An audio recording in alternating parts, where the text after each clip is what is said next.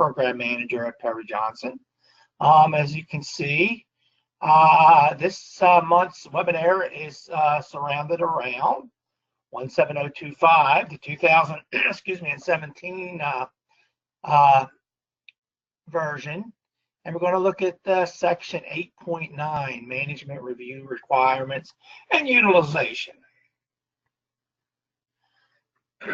So as always, this webinar is being recorded, and it will be available on the Perry Johnson website. We do have a link there for webinars. You can go to past webinars, and if you have a colleague perhaps that was unable to be with us in real time, you can direct them to the webinar and listen to this one, along with the past webinars we have provided over the last several years. So there's a wealth of information there. One thing with today, we're going to do something a little bit different. Those folks that have been with us in the past, no, we allow time at the end of the session for questions. In the past, we muted ourselves after the presentation was given. Then we allow questions to be, sent to our headquarters, in which was then funneled to me.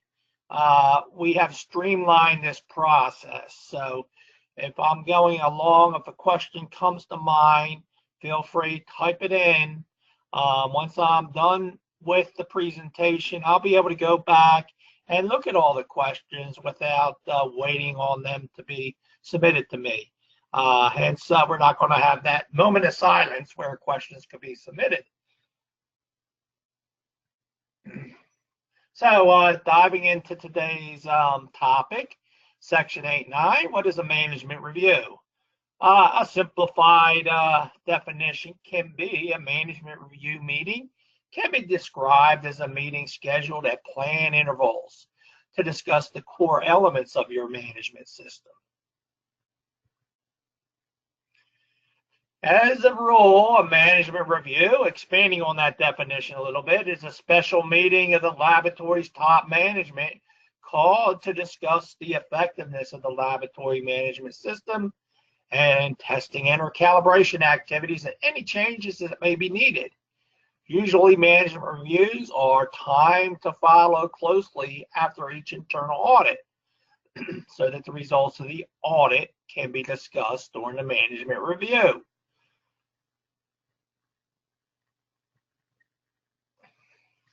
So a management review is nothing new.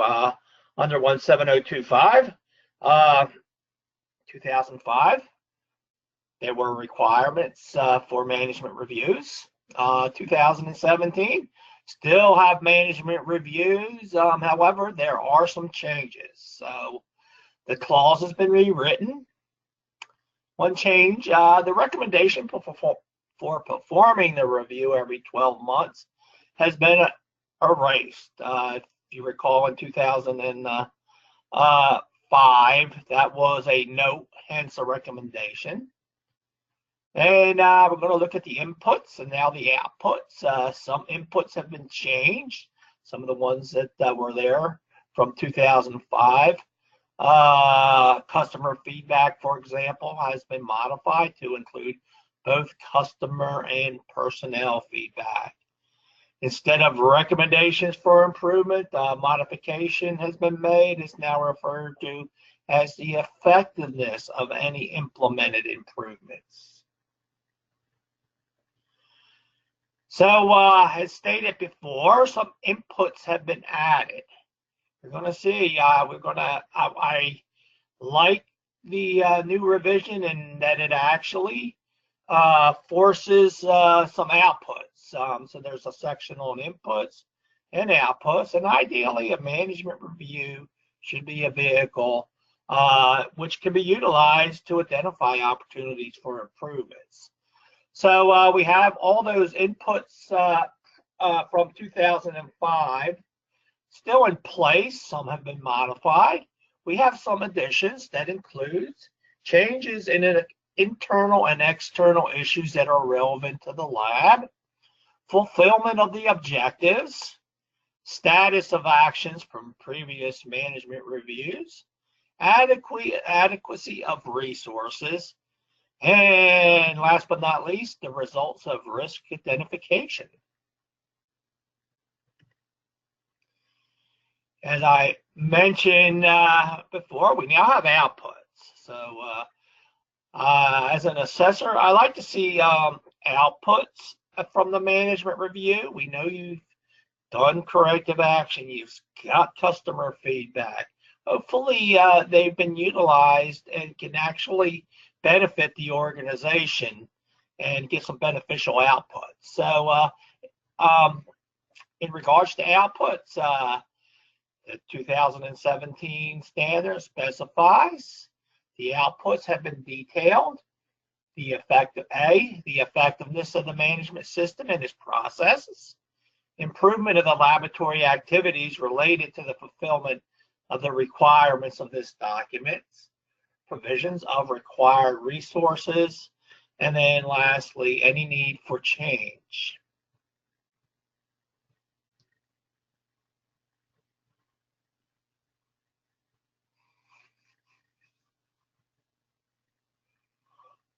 All right, now looking at the requirements as written in the 2017 standard. The laboratory management shall review its management system at planned intervals in order to ensure its continuing suitability, adequacy, and effectiveness, including the stated policies and objectives related to the fulfillment of this document. Excuse me, this document being the 17025 standard. So their predetermined schedule, plan interval. What is that? Who establishes that? As you can see, it's no longer specified in the 2017 standard in regards to a note, and you can see there the note that was specified in 2005. The plan interval is established by the lab, by your organization. It's got to be set somewhere.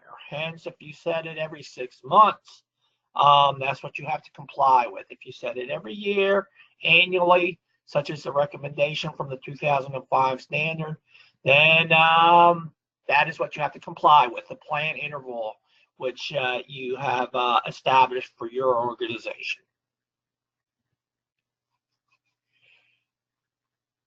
Might want to ask the question, who should attend the management review? Well, it varies, and I think that's one of the key factors. And we have testing and calibration laboratories of all sizes, 1-2 person operations, large laboratories that are parts of larger organizations. So I think the number of participants really depends on the size of the organization. So in the bigger companies, larger laboratory, perhaps a special meeting should be organized in the management circle. In smaller companies, the entire staff may be involved. The minimum is, however, should be a meeting between the manager, i.e. lab manager, and the quality manager. Looking in the standard under 5.2, I mentioned technical quality manager or lab manager. That is not specified in the 2017 standard. The laboratory shall identify management that has overall responsibility for the laboratory. Hence, whoever falls in that category there under the requirement specified in 5.2 should, by all means, be actively involved in the management review. Got some recommendations here from APLAC. As you can see there, if you're not familiar with who APLAC is, that's the Asia Pacific Laboratory Accreditation Cooperation, which falls under the ILAC umbrella. They have various guidance documents, technical documents. TC, which is from their technical committee, 003, addresses management reviews. The APLAC recommends management reviews should be conducted on an annual basis. The review should be programmed, and the executive manager, senior operations management, the quality manager, and the persons under whose authority the quality manual has been issued should attend the meeting. It is essential that the head of the organization, technical management, the quality manager, and any section heads are present. As specified in T003, it is recognized that in a small organization, even one person may be fulfilling more than one of the above functions. Good management reviews can occur even in a single person organization.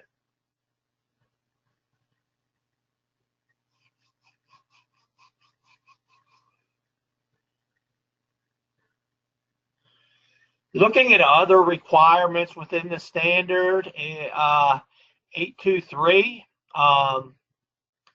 laboratory management shall provide evidence of commitment to the development and implementation of the management system and to continually improvement its effectiveness. So top management being actively involved in the management review can be objective evidence to support compliance to 823.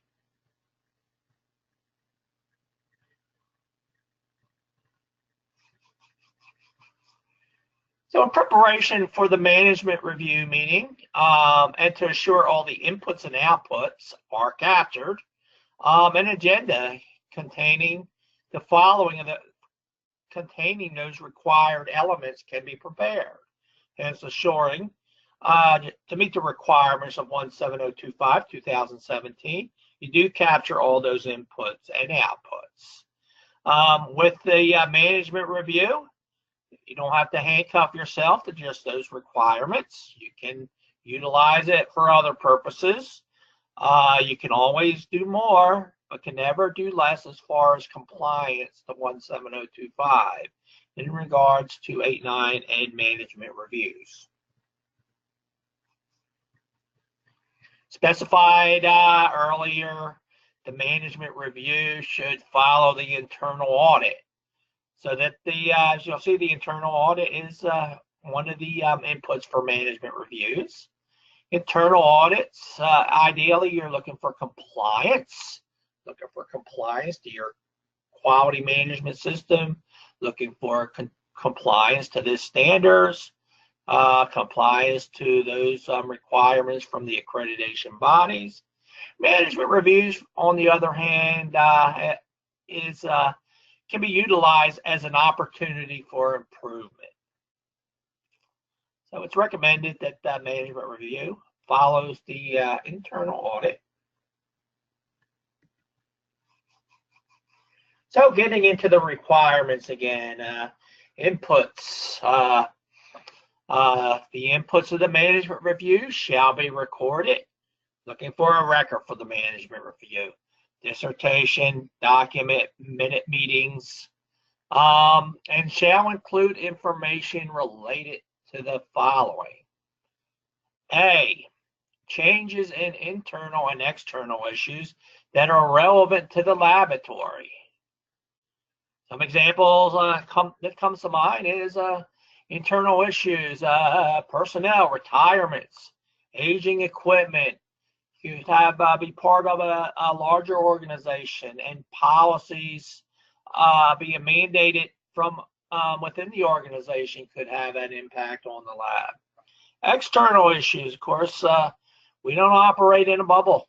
Could be things such as regulations, your competition, accreditation requirements, new technologies, things from the outside world that can affect laboratory operations.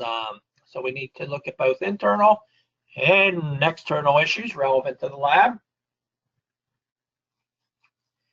Still looking at the inputs are B, fulfillment of objectives. So earlier in the standard, there is a requirement under 821, the laboratory management shall establish, document, and maintain policies and objectives for the fulfillment of the purposes of this document, and shall ensure that the policies and objectives are acknowledged and implemented at all levels of the laboratory organizations. So you may very well have met those requirements in 821. Now's a good question. Now's a good time to ask the questions. Well, how did you do? Did you fulfill those objectives? Or are they acknowledged? Have they been implemented?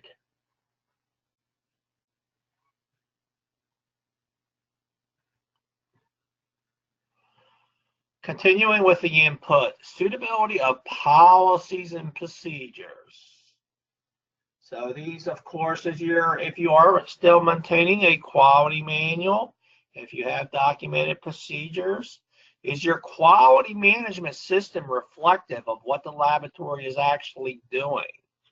Your internal procedure, quality procedure, technical procedure should be reflective of what's actually being done in the laboratory. If any of those things have changed, it's a good time that perhaps the internal policies and procedures would need to be revised as to what is current. External documents. Document control includes both internal and external documentation. If you're bringing things from the outside world in, as far as the operation of your lab. For example, if you're accredited with Perry Johnson Laboratory Accreditation, we have policy documents that we have to enforce amongst our accrediting bodies. PL 123, SOP 3 in regards to symbol. Have they been revised? So you need to make sure that the current revision is in place within your organization. Could be other external sources such as ASTM, ISO, USP. If your lab has implemented any procedures specified in those examples, have they been revised?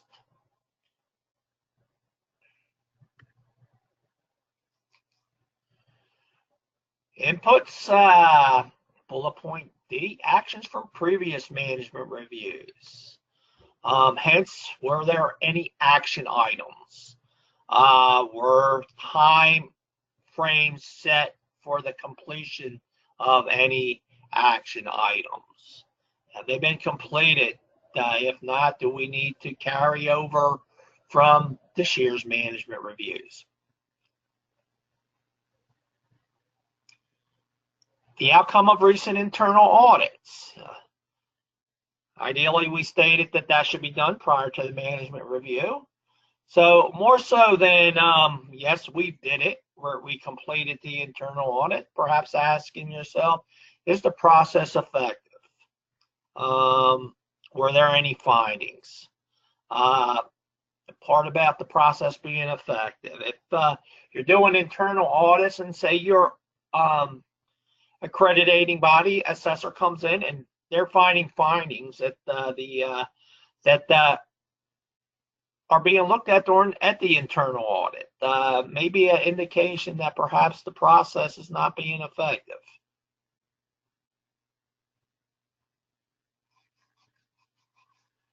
Okay, we still have requirements for corrective action.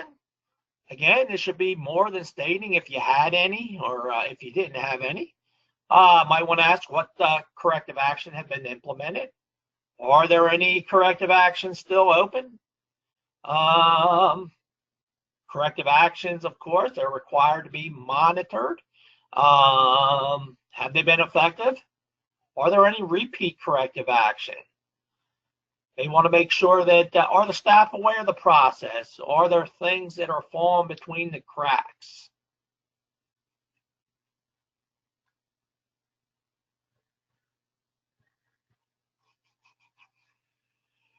Assessments by external bodies. By who? When? When is the next schedule? Are there any findings, concerns, or recommendations from the external body? If the external bodies are having any findings, why are they not found during the internal audit? So external bodies, of course, that would be us, Harry Johnson, if we are accreditation body. We come in, we do assessments. Could be your customers. You may have customers coming in having vendor audits on your premises. Could be the government. Officials coming in and needing to assess or audit your facility. Any of these entities would be considered external bodies.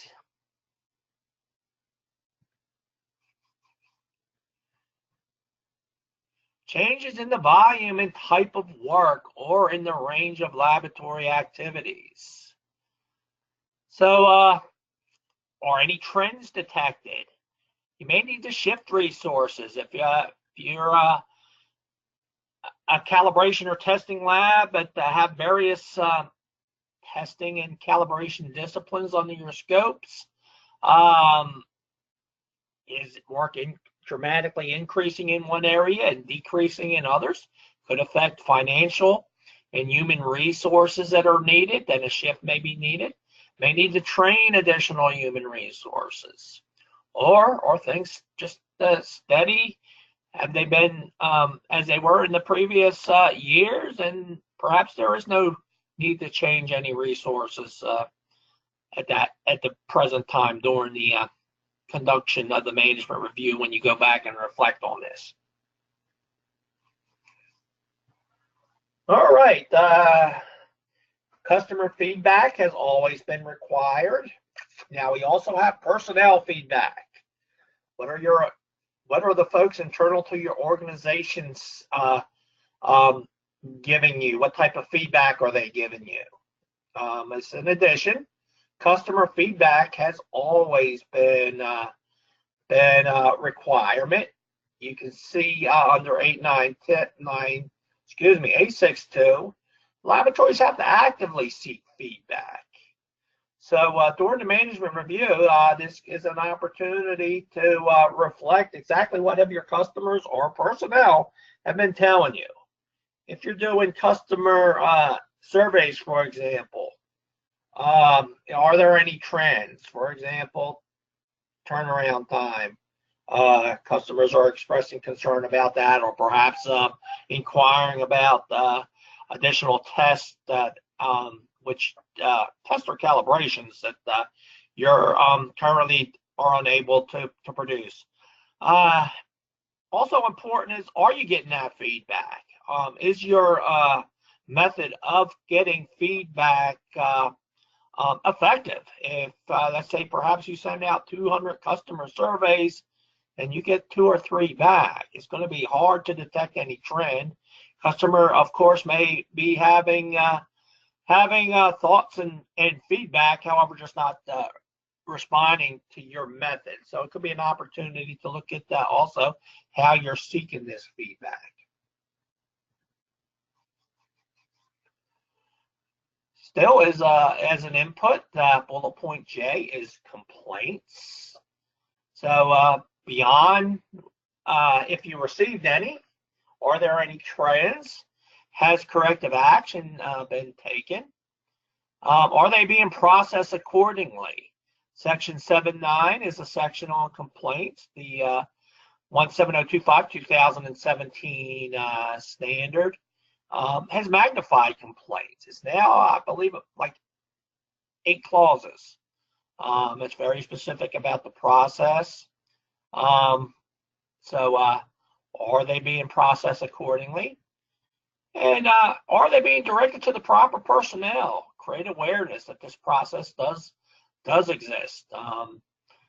Customers could be complaining, however, the complaint may not be directed to the person who actually needs to address them.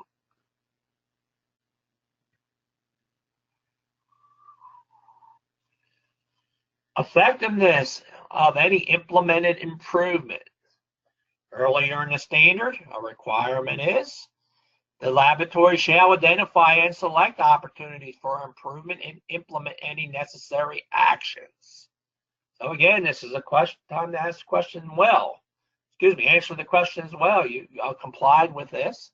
So how was the effectiveness of the implemented improvements? This can also, one term that does not appear in the 2017 is preventive action. The term does not appear. It's, however, it's still embedded in the standard. It can fall under the section under improvements, or even the section on risk and opportunities. However, preventive action, even though that term is not there in the 2017 standard, it is still addressed, however, under different sections of the standard. Under inputs, adequacy of resources. Is your equipment resources adequate? Human resources, is your facility adequate? Human and capital resources.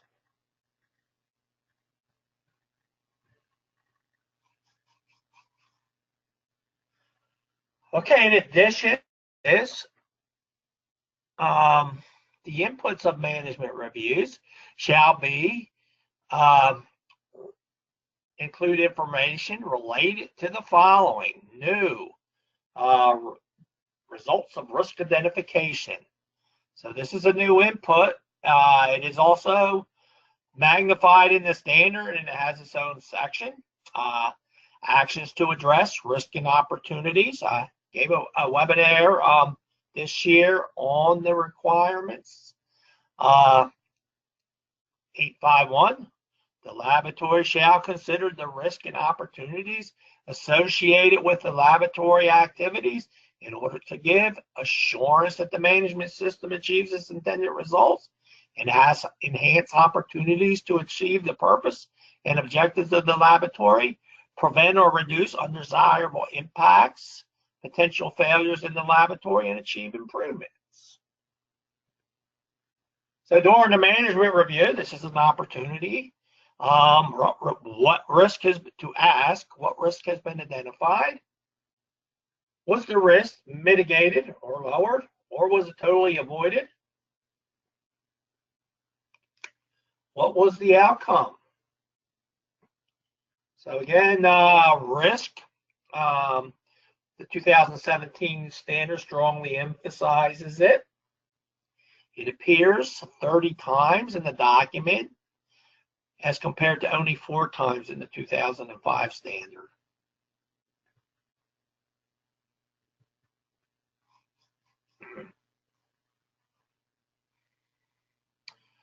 A92N input, outcomes of assurance of the validity of results. So that, of course, would be proficiency testing.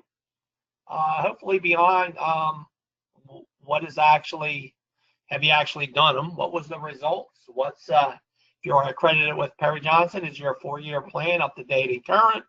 Of course, you want to know how you did in your proficiency testing, any areas of concern, any corrective action needed to be taken. Could also be other things you have in your lab. You may have a strong control chart program. Are there any trends or anything showing drift?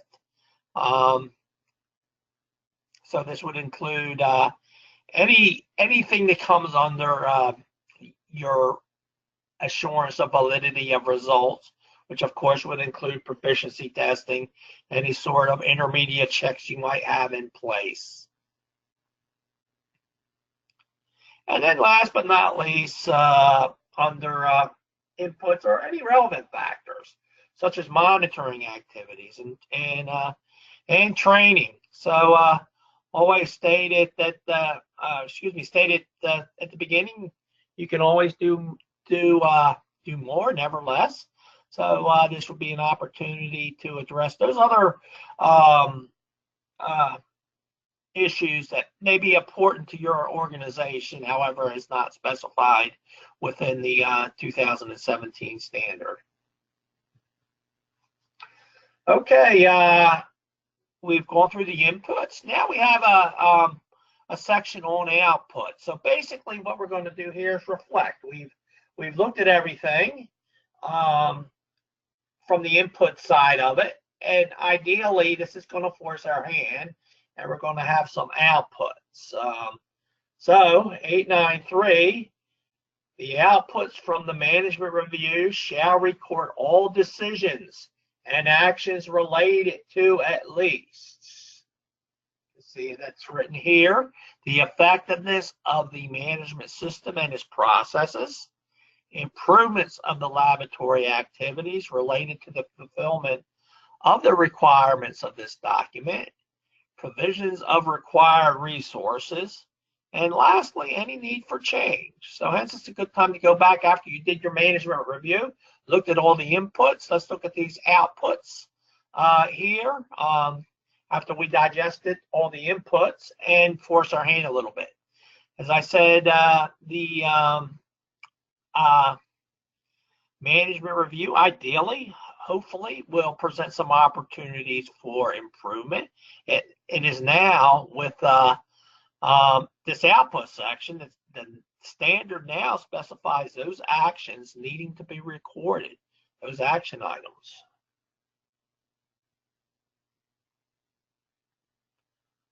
Okay, that's the end of the formal presentation. As stated prior to getting into the formal presentation, you have the opportunity to ask questions. So now I can go back. I can actually look at them instead of going mute for 5 minutes. So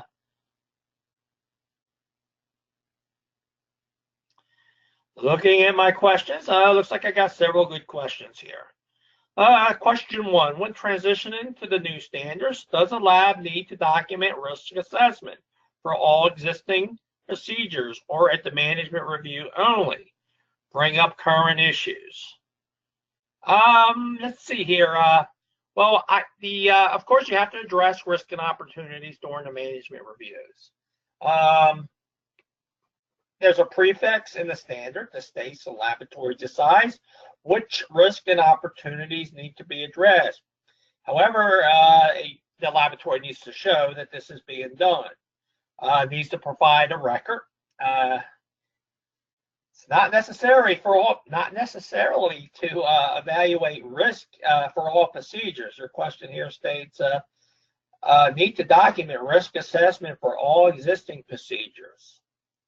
No, that's not a requirement, unless the lab determines it needs to. If you make any changes for your procedure, one thing, risk-based thinking, are there any risk involved with these changes?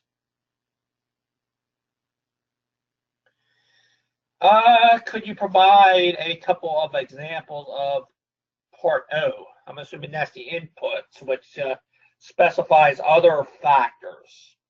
That was the very last input. As I stated, that's a catch-all. So anything else that is important to the lab could be addressed at that time. Just could be industry specific, could be industry groups. Something that comes to mind for me personally that I've been involved in that impacted my calibration activities and my testing lab that I once oversaw, the National Conference on Weights and Measures, Association of Official Seed Analysts or organizations that got together, and their impact from their meetings, their committees, their publications affected me. National Conference of Standards Laboratory. So with O, other relevant factors, again, whatever is relevant to the lab is not captured on the inputs. You can always do more, cannot do less. Okay, the next one has to do with risk. Of course, we're looking at risk for an input. So what are the common risks besides impartiality that we should identify and monitor? So I would redirect the question back to you all. What has been implemented? Things that come to mind would be whenever you have a financial outlay with acquiring equipment. You many times have a risk associated with it. Personnel, whenever you hire somebody, whenever you get additional personnel, there could be risk involved. Your supplier, if you change suppliers, could be another common risk that could be identified with that, and the lab may have determined that that would be an item that would need to be addressed. Of course, impartiality, we have its own section on impartiality, and risk is monitored on in that section, and that it's an ongoing thing with impartiality, the identification of any risk that could be associated with it. Can we print out this presentation? The presentation, as I stated at the beginning of this webinar, is available on our website. You can go back and listen to it, record it. If you have if you would like the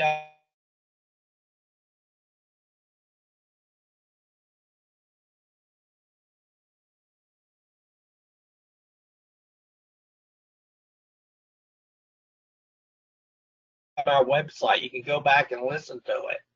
My email address is mkramer, Kramer, at pjlabs with an S at the end.com. So if you would like a copy of this presentation, please email me. If you have another question, perhaps after even we log off today, that may arise, please send me an email. Put webinar question in the subject line. I'll be happy to get back with you on that.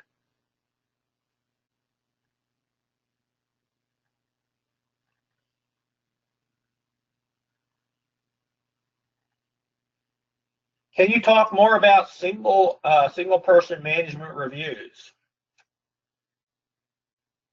Well, that was specified in the APLAC TC003 document that a good management review can be done even in a single person operation. Of course, that person is going to be wearing many hats: technical, quality manager, technician, just to name a few.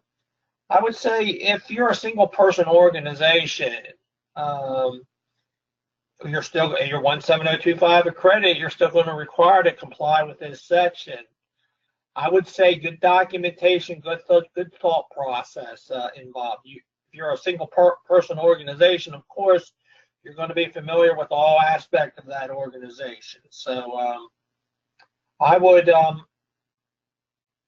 say that a good documentation, thorough documentation, asking a little bit more than, yes, we did it, asking those other probing questions that I tried to magnify during this presentation, and showing that a good thought process and some good output, forced the hand a little bit, even a single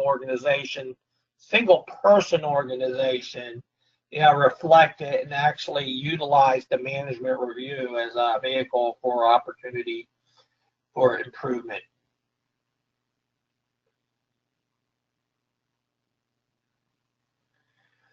Would the management review, following the new requirements, need to be completed prior to becoming accredited to the new standard?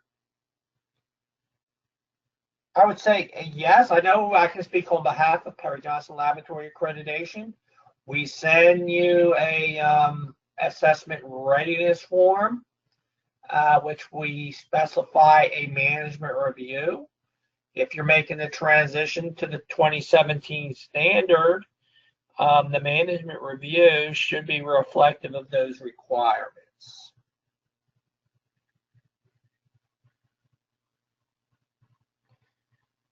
Do you have some examples of risk to management reviews?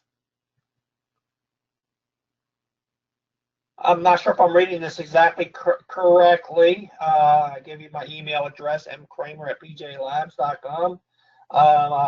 If I understand you correctly, you're asking me what are the risks associated with a management review? What would come to mind would be, well, you set that predetermined schedule, and we specified management commitment. Is it, do you specify any more than a year? I would say that you're going to be taking a risk there as far as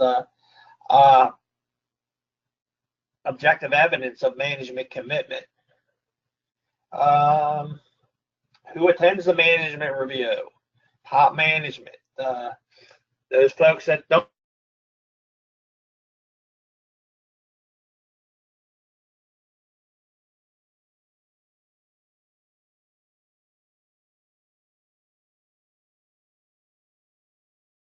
Okay, that's it for the questions.